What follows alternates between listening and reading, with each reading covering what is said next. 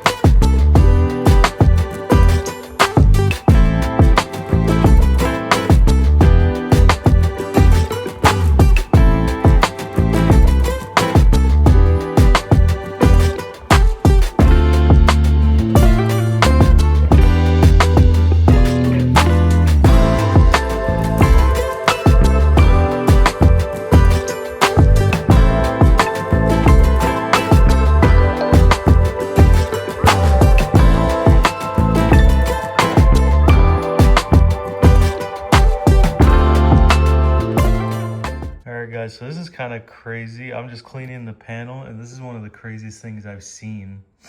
In the case that this car has probably less than like 200 miles, and it's a brand new car. I was trying to clean behind the trim, and this was here. And that's literally, let's see if I can make it zoom in. That's literally paint chipping off because this trim right here is too close to the panel. So the gap isn't big enough for the trim. You know, obviously when you're driving around the car, certain parts move, and you know, I could get under it and move it up a little bit, and you see that the panel does have movement to it. And because of that, when you know you go over bumps, stuff like that, this, whatever this is made out of, like aluminum or whatever, it's gonna tap against the paint, and that's what it's doing, and it's literally chipping the fresh paint. So it's one of the craziest things I've seen. What's up, guys? The Tesla Model Y is done. It looks insane under this lighting. Even outside, I already did this color once.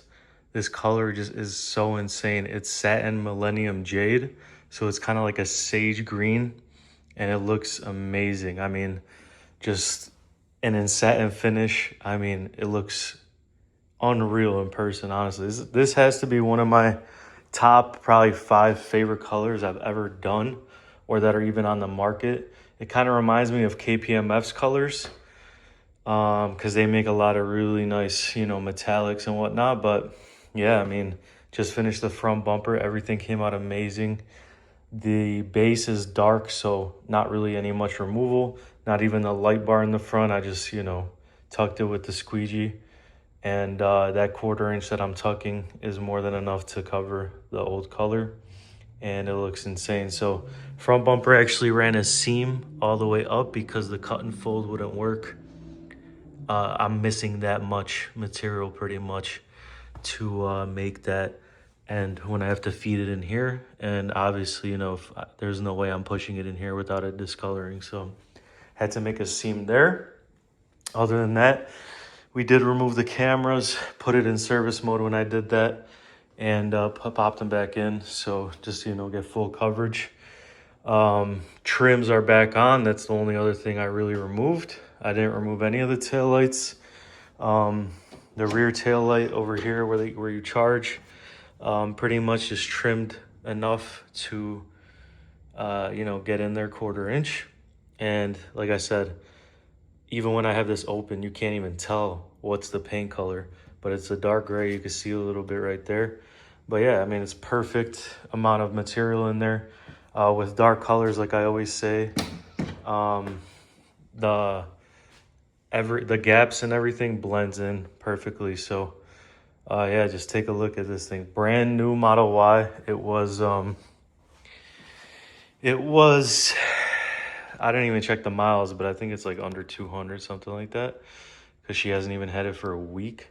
So yeah, she just wanted to get it brought right to wrap, color change. Now the paint's fully protected.